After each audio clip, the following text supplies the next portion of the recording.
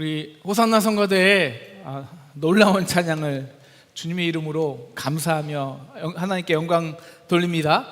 우리 옆에 사람하고 인사하실까요? 우리 복음으로 승리합시다. 우리 인사하겠습니다. 복음으로 승리합시다. 네, 우리가 복음을 받았다는 것은 승리자가 되어야 된다는 것이고요. 오늘 그 승리의 비밀을 풀어지는데요. 사실 오늘 말씀이 성경에서 가장 어려운 본문이에요. 그래서 오히려 역설적으로 이 비밀이 풀어지는 복음서인데요. 오늘 이 복음의 비밀로 여러분 승리하시는 저와 여러분 되기를 주님의 이름으로 축원합니다.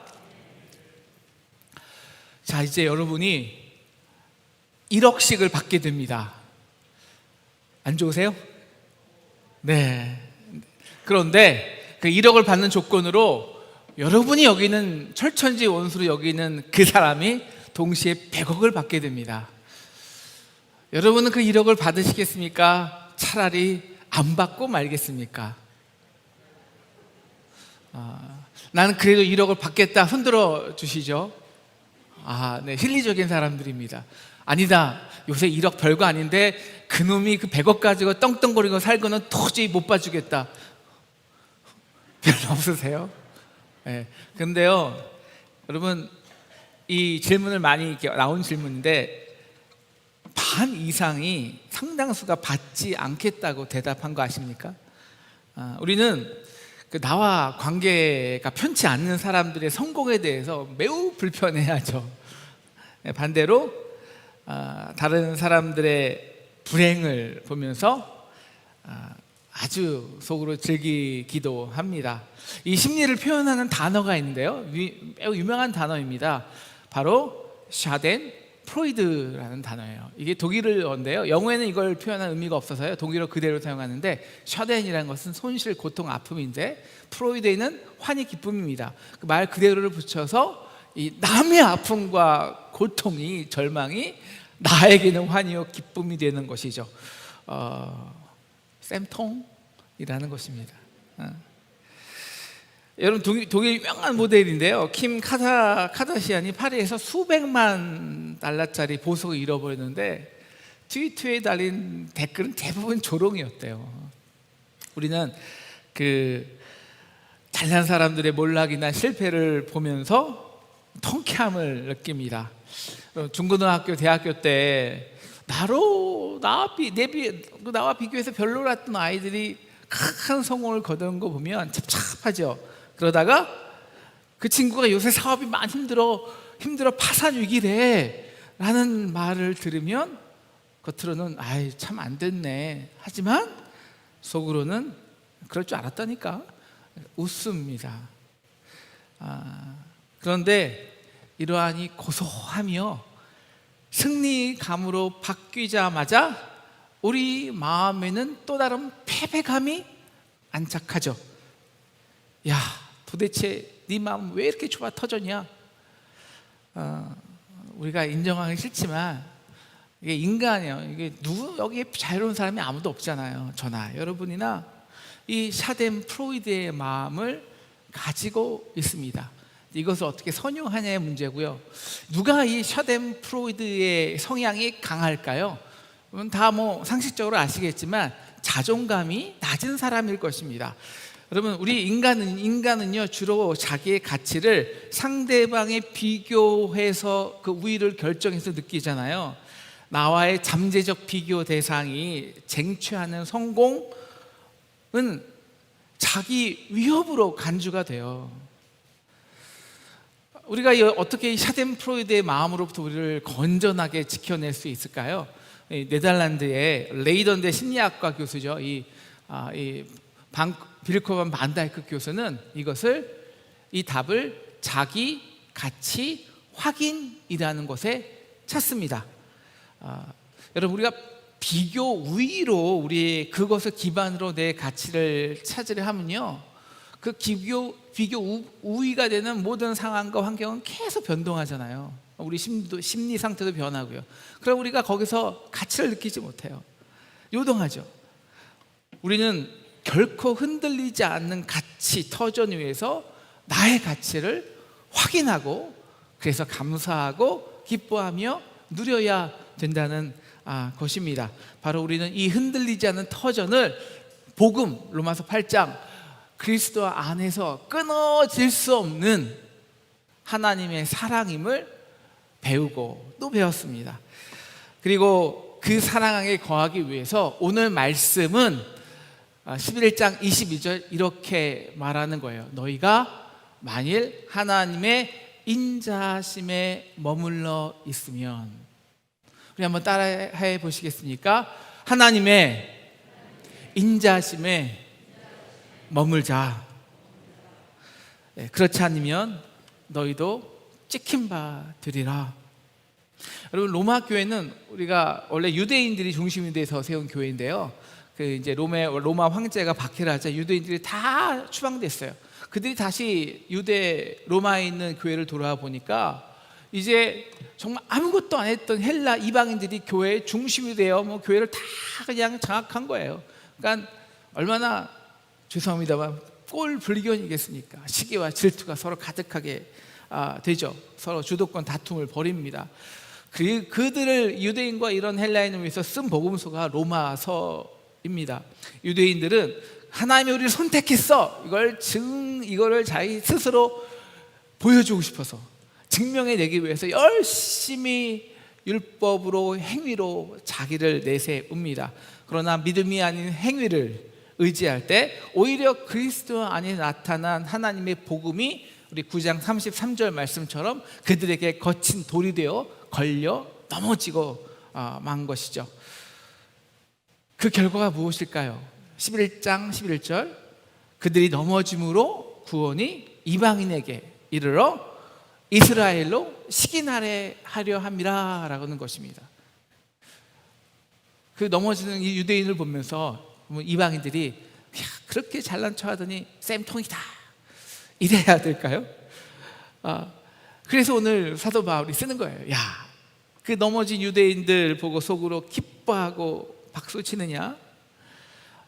이런 샤덴프로이드의 마음이 너희 안에 있냐? 18절 바울이 경고합니다. 그 가지들을 향하여 18절 자긍하지 말라. 자긍할지라도 내가 뿌리를 보존하는 게 아니라 그 뿌리가 너를 보존하는 거야. 우리가 이 뿌리가 뭐냐면 나중에 역사로 배웠는데요. 그리고 이제 감람나무와 참 감람나무, 돌 감람나무를 비유하는 것입니다. 하나님이 선택하신 참 감람나무 이스라엘 백성이 있는데 그들이 불순종하고 거역해서 참 감람나무로 세웠는데 오히려 아주 나쁜 열매를 맺었어요. 열매를 냈습니다. 이사야서는 이 나쁜 열매를 과부와 고아의 울부짖음이라고 하죠. 그래서 하나님이 분노하시고 그들의 그 울음을 견디지 못해서 그냥 다 심판하세요. 그리고 꺾어버리시고 그 자리에 이 돌감람나무 이방인들을 접붙여 주십니다. 그런데 그 참 감나무 그 자체 뿌리가 너무 좋아서 진액이 그 접붙여진 돌감람나무로 흐르니까 그 돌감람나무가 열매를 많이 낸다는 거예요. 그러니 묻는 것입니다. 너희가 구원을 얻은 게 그 열매가 너희 때문이냐? 아니요, 전적으로 참 감람나무 덕택이라는 겁니다. 그의 뿌리가 너를 보존한다는 거예요. 오랜 역사 동안 하나님의 말씀으로 훈련받고 연단받은 그 이스라엘 백성의 그 구약의 뿌리 그로부터 좋은 진액이 나오기 때문입니다. 그리고 두 번째, 유대인들이 꺾여져서 너희가 대신 그 은혜로 접붙임을 얻었기 때문이라는 거죠. 그래서 그 열매만, 그 율법은 다 그들이 감당하고 열매는 너희가 얌체같이 딱 맺어버렸다는 거예요. 그래서 18절, 내가 뿌리를 보존하는 것이 아니요 뿌리가 너를 보존한다는 것이죠. 여기서 뿌리란 역사입니다. 여러분, 우리는 신약의 시대를 살고 있죠. 이 신약의 시대를 은혜 시대라고 합니다. 그래서 우리는 정말 값없이 은혜로 구원을 얻었습니다. 하지만 로마서 7장은 율법의 유익함도 설명하죠. 우리가 율법이 있어서 우리가 죽을 수밖에 없는 죄인임을 알 때 비로소 나같이 죽어야 되는 이 사람이 비로소 은혜가 되는 거예요. 여러분, 우리가 인자하시고 사랑이 넘치시는 하나님을 경험할 수 있었던 것은요, 누군가가 열심히 율법의 준엄하심과 심판하시는 하나님을 경험했기 때문입니다. 즉 유대인들이 그 수천 년의 역사를 통해서 율법의 시대를 감당해 주었기에 지금 우리가 은혜의 시대를 누리는 거예요. 그러면 구약에 우린 예배는 여러분 예배 오는데 힘드셨어요? 은혜로 오면 됩니다. 그런데 구약에 있는 모든 백성들은요, 그 예배 올라면 그 어렵고 힘든 제사의 모든 과정을 숙제해야 되고, 어린 양을 잡아야 되고, 흠 없어야 되고, 수많은 피의 제사를 드려야 돼요. 그런데 그런 제사를 드려서도 그때뿐입니다. 또 드려야 되고, 혹시라도 조금만, 정말 손톱만큼만의 허물이 있는 제사장의 그 지성소에 들어가면 바로 죽어 나와요. 수많은 제사장들이 죽어 나왔습니다. 율법의 준엄하심 때문이죠. 그런 율법의 준엄하심이 있었기에 이제 십자가의 보혈로 지성소의 장막이 탁 찢어지고 누구든지 그 보혈의 은혜로 나아가는 이 엄청난 은혜의 능력을 지금 우리가 누리는 거예요. 그래서 이 자리에 오는 겁니다. 물론 이스라엘 백성이 그 하나님의 준엄하심과 심판을 지속적으로 받아야 했던 것은 그들의 불순종이에요. 하나님 때문은 아닙니다. 하나님은 끊임없이 선지자들을 보내요. 야, 나에게로 돌아오라.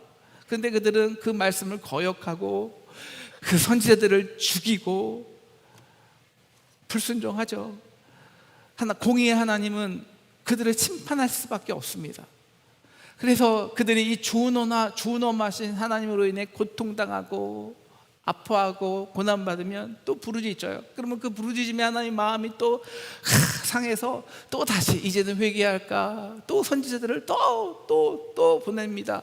그러면 또 듣지 않고 또 거부하고 불순종하죠. 이것이 모세 시대부터 말라기까지의 모든 구약의 역사예요. 이 구약의 역사를 여러분 한 줄로 정리한 것이 오늘 우리 11장 전에 있는 10장 마지막 절 21절입니다. 우리 함께 읽을까요? 시작. 이스라엘에 대하여 이르되 순종하지 아니하고 거슬러 말하는 백성에게 내가 종일 내 손을 벌려노라. 내 종일 벌려노라. 이거는 하루가 아니에요. 수천 년의 역사예요. 끊임없이. 그런데 유대인들은 그 긍휼의 하나님을 어떻게 느꼈을까요? 그들은 끊임없이 거역하고 불순종했기에 온종일 손을 벌리시는 하나님을 심판하시는 준엄하신 하나님으로만 경험한 것입니다. 그래서 말라기 1장 2절 그 구약의 역사의 마지막 지점에 여호와께서 내가 너희를 얼마나 사랑했다 고백하니까요, 그들이 이렇게 힐문하죠. 하나님 우리를 사랑했다고요? 주께서 우리를 어떻게 사랑하셨나이까? 여러분, 이 수천 년의 구약의 역사가 이스라엘을 통해서 증명하는 것이 있어요. 우리 인간이 얼마나 불순종한 패역한 자식들인가라는 거예요. 돌과 나무로 우상을 섬기는 연약한 백성인 동시에 그럼에도 불구하고 그 자기 행위로 스스로 의로 삼는 이 우둔한 백성입니다. 그렇게 심판을 당해도 결코 하나님께 돌아오지 않는 패역한 백성들이에요. 하지만 그래서 더욱더 증명해내는 것이 있죠. 그럼에도 불구하고 온종일 손을 펴시는 하나님. 그래서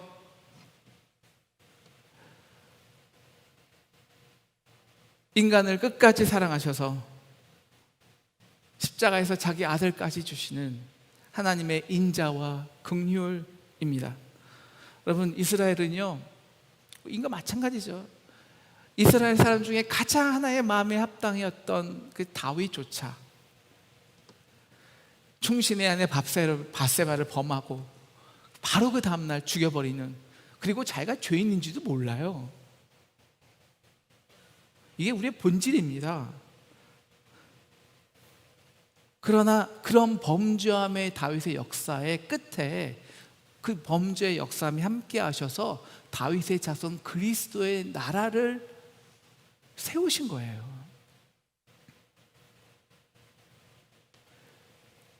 그래서 말라기의 율법의 역사를 끝낸 후 하나님이 이렇게 말씀하시죠. 야, 내가 너희를 어떻게 사랑했냐고? 이렇게 사랑했다고 하나님이 세상을 이처럼 사랑하사 독생자를 주셨으니 이는 그를 믿는 자마다 멸망치 않고 영생을 얻게 하려 하심이라. 하나님은 아담부터 말라기까지 모든 인간의 패역함, 우둔함과 그 연약함을 당신의 독생자에게 전부 전가시킵니다. 그리고 하나님의 그 준원하심과 분노하심으로 온 인류의 죄를 뒤집어 쓴 그 십자가의 당신의 아들을 못 박아 정죄하시죠. 그리고 모세가 놋뱀을 든 것처럼 그 십자가에 못 박힌 예수를 높이 들린 후 오늘 말씀 11장 22절을 선포하시는 것입니다. 그러므로 하나님의 인자하심과 준엄하심을 보라. 아마 이제 여러분은 성경에서 가장 난해하고 어렵다는 로마서 11장 32절 보여주시고요, 이것을 스스로 풀어낼 수 있을 거예요. 하나님이, 함께 읽을까요? 시작. 하나님이 모든 사람을 순종하지 아니하는 가운데 가두어 두심은 모든 사람들에게 긍휼을 베풀려 하심이다. 참 이해가 안 가는 말씀입니다. 그러면 하나님이 일부러 가두어 두신 게 아니에요. 그 종일 손을 벌리시는 하나님, 그 하나님의 긍휼하심이 그 우둔하고 패역한 이스라엘 백성으로 하여금 스스로 계속 그 말씀을 거부하고 불순종 가운데 있게 만드는 거예요. 그래서 하나님이 그들을 실패하셨는가? 아니요. 29절 하나님의 은사와 부르심에는 후회함이 없느니라. 하나님은 그 수천년의 불순종과 패역함의 역사에 함께 하셨어요. 함께 아파하셨어요. 여러분, 구약학자 중에 굉장히 유명한 브루그몬이라는 구약학자가 있어요. 그 브루그몬 학자는 이 선지자들에게 나타난 하나님의 심판이요, 하나님이 심판하시고 너희를 깨시고 몽둥이로 치시고, 그래서 그 모든 하나님의 백성을 아시리아의 바벨론에게 완전히 깨부시게 하는 하나님의 그 심판, 그래서 토기가 딱 깨질 때 이제 끝났어 절망할 수밖에 없는 그 심판은 무엇을 반영하느냐? 바로 하나님 마음에 갈갈이 깨진, 그 토기가 깨졌을 때 그 하나님의 마음이 완전히 산산이 부서지는 하나님의 마음의 고통을 반영하는 거예요. 그 거역하는 불순종하는 이스라엘 백성을 바라보면서 한없이 눈물, 예레미야처럼 눈물 흘리시고 아파하시는 하나님의 그 브로큰, 깨진 마음은 바로 어디로, 이제 신약에서는 어디로? 바로 하나님 자신이 그 불순종하는 모든 인간의 범죄함을 위해 십자가에서 자신의 몸을 깨시고 물과 피를 흘려내시는, 우리가 이제 성만찬을 할 텐데요, 바로 이 성만찬에 이 자신의 몸을 깨트리는 이 깨짐이 바로 하나님의 인자 분노하심 속에 있는 하나님의 한없는 인자하심이라는 것입니다.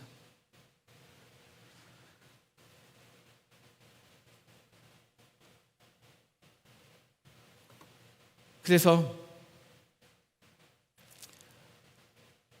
하나님은 죄를 끔찍히 미워하시는 하나님의 준엄하심에는 언제나 죄인을 끔찍히 사랑하시는 하나님의 긍휼하심이 전제되어 있습니다. 이게 하나님의 마음이에요.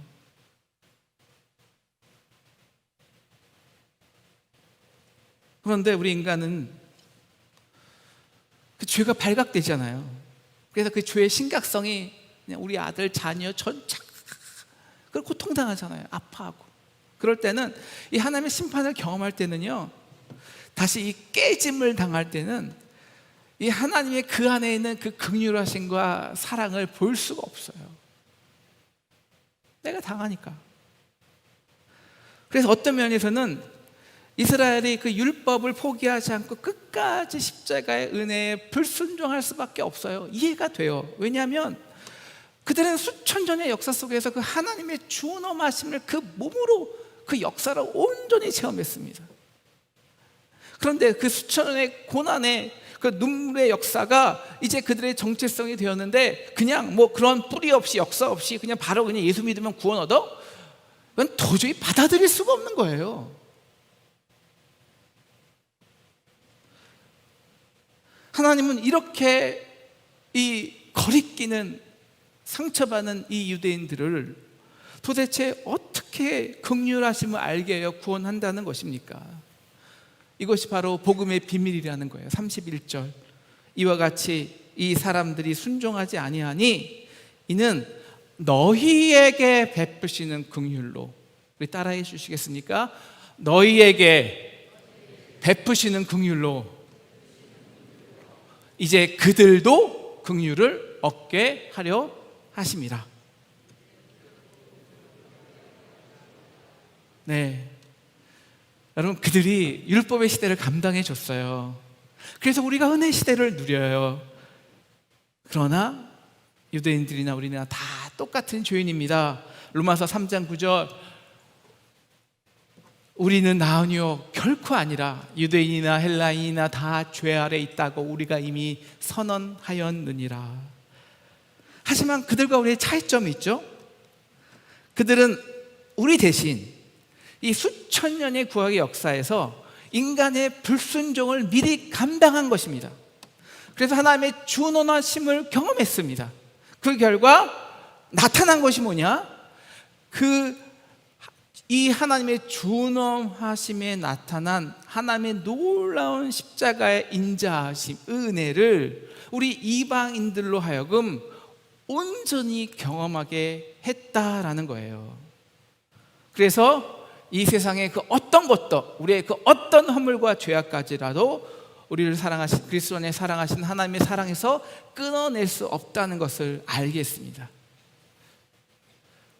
여러분, 이 구약의 역사가 있기에 신약에 우리가 지금 누리는 이 끊어내지 못하는 십자가의 사랑, 흔들릴 수 없는 그 십자가의 사랑이 자기 가치가 된 것입니다. 여러분, 이 수천 년의 역사와 뿌리 없이 그냥 갑자기 하나님이요 그냥 나타나셨어. 어느 날 갑자기 서든리, 그리고서 십자가에서 내가 널 이렇게 사랑했다? 여러분, 그게 은혜와 감동이 될까요? 그건 설화예요. 미신이고요. 미신. 역사가 없으면 미신에 불과해요. 준엄의 역사를 감당해 주었기에 유대인들이 우리를 향한 끊어낼 수 없는 십자가의 사랑과 인자심이 내 안에서 확정된 것입니다. 바로 이제 하나님은 이 구원의 역사의 최종적 완성을 위해서 이방인들을 부르셨다는 거예요. 그리고 그 부르심의 목적은 하나님의 인자하심과 긍휼하심을 온전히 나타내는 것입니다. 누구까지? 상처받은 유대인들까지. 그래서 25절 사도 바울은 이방인의 수가 먼저 충만히 들어와야 된다는 거예요. 이거는 그냥 많은 이방인들이 구원받는다라는 것뿐만 아니라 은혜가 충만해진다는 거예요. 왜? 이방인들이 그 은혜만을 나타냈기에. 그래서 넘쳐나고 넘쳐나는 은혜로 그 폭로되는 죄로 인해서 아파하고 상처받는 그 삐진 이스라엘에게도 그 은혜가 긍휼이 흘러가게 된다는 것입니다. 그래서 이 땅에 율법과 매매의 법이 종식되고 하나님의 은혜와 사랑의 법이 완성되는 거죠. 충만하게 되는 거죠.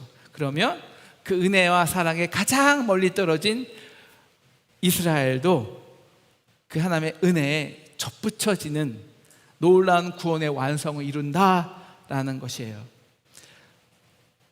이스라엘 백성은 하나님의 준엄하심을 드러내는 도구였다면 이제 너희는 그 인자하심을 충만케 하시는 도구로 부르셨다는 것입니다. 이것이 그 어떤 것도 흔들 수 없는 하나님 안에서의 우리의 가치입니다. 여러분, 이 가치가 확정된 사람은요, 그래서 상대방의 넘어짐이 그렇게 큰 기쁨이 되지 않아요. 남이 큰 성공했다 하더라도 그것 때문에 내 마음이 위축되거나 위협당하지 않아요. 내 가치가 있으니까. 사랑하는 상동 성도 여러분, 여러분 주위에 인간의 그 죄의 연약함으로 인해서 실패하고 넘어진 사람이 있으십니까? 여러분, 그들이 영적으로 누구인지 아세요? 넘어진 유대인들입니다. 우리와 그들과의 차이가 딱 하나 있죠. 그들의 죄는 폭로되고 우리의 죄는 아직까지 은혜로 감추었다라는 거예요.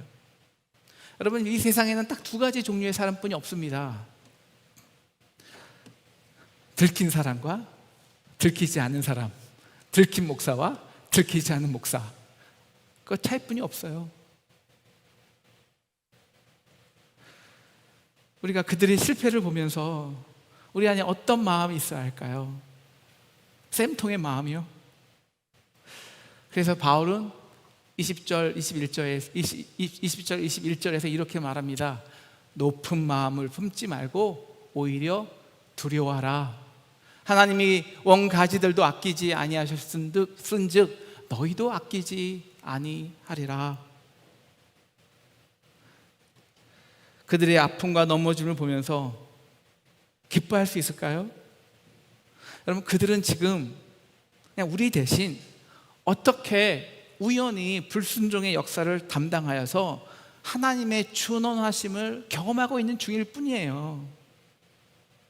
하나님, 나도 똑같은 죄인인데 사실 나도 넘어졌어야 되는데 그가 운이 나빠서 정말 내 대신 미리 불순종의 자리에 가서 넘어진 것 뿐입니다. 그래서 그렇게 고통당하고 눈물 흘리고 아파하고 때론 분노하는 거예요. 우리가 그 넘어짐을 통해서 우리가 무엇을 보아야 할까요?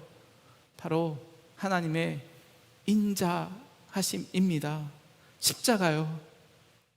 바로 나의 형제와 똑같은 그 나의 죄를 위해 십자가에서 물과 피를 흘리시고 죽으신 그 놀라운 하나님의 긍휼하심입니다. 그래서 사도 바울은 다시 한번 22절에서 경고하죠. 그러므로 하나님의 인자하심과 준엄하심을 보라. 넘어지는 자에게는 준엄하심이 있으니 너희가 만일 하나님의 인자하심에 머물러 있으면 그 인자가 너희에게 있으리라. 사랑하는 상동 성도 여러분, 여러분 정말 십자가의 은혜를 아세요? 그 은혜로 구원 얻으셨습니까?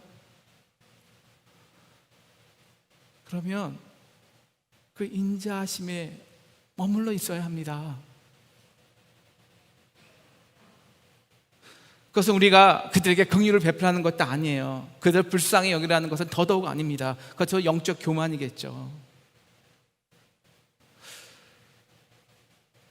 여러분, 하나님의 준엄하심을 보십시오. 그리고 두려워하십시오. 하지만 그 준엄하심에만 머물러 있지는 마십시오. 혹여라도 이것이 하나님의 심판이라고 정죄하셔서는 절대 안 됩니다. 34절, 누가 주님의 마음을 알았느뇨? 그 준엄하심은, 심판은 자신을 십자가에서 깨어서 물과 피까지 다 내어주시는 인자한 하나님만이 물으실 수 있습니다. 인자하심에 머물라는 것은 우리가 먼저 긍휼을 입은 자가 되라는 거예요. 그것은 지금 내가 서 있는 것이, 모든 것이 하나님의 은혜라는 거예요. 그래서 감사하고 기뻐하고 누리라는 것입니다. 우리가 정말 그것을, 기쁨과 감사를 누리면 그 은혜가 그 인간의 모든 계산, 그 복, 너 그래서 심판당했지, 보응당했지, 개선하고 그 정죄하는 그 모든 인간의 매매법을 뛰어넘어 하나님의 은혜를 선포하게 돼요. 인간의 긍휼이 아니라, 인간의 싸구려 긍휼이 아니라 하나님의 놀라운 은혜를 알게 해요. 사랑하는 성동 성도 여러분, 우리 주변에는요, 여러분 세상 친구들 보세요. 우리 주변에는 그 율법의 저주 때문에 평생 동안 짐지고 고통당하고 아파하고 살아가는 사람들이 너무 많이 있습니다. 그런데 은혜로만 살라는데 그것이 어려울까요? 그게 불평이십니까? 기도하기는 이제 저와 여러분의 그 샤뎀 프로이드의 마음 가운데 이 하나님의 마음이 임하기를 간절히 기도합니다. 우리 아멘 크게 해도 되겠죠? 하나님의 마음이 임하기를 간절히 축원합니다. 네, 그래서 그것으로 여러분의 자기 가치를 확증하시기를 주님의 이름으로 축원합니다. 그러면 그래서 저와 여러분이 이 은혜 시대의 주인공으로 쓰임 받아서 율법으로 넘어진 우리 형제들, 이웃들에게 하나님의 긍휼을 전하는 마지막 구원의 도구로 쓰임 받는 저와 여러분 되시기를 주님의 이름으로 축원합니다.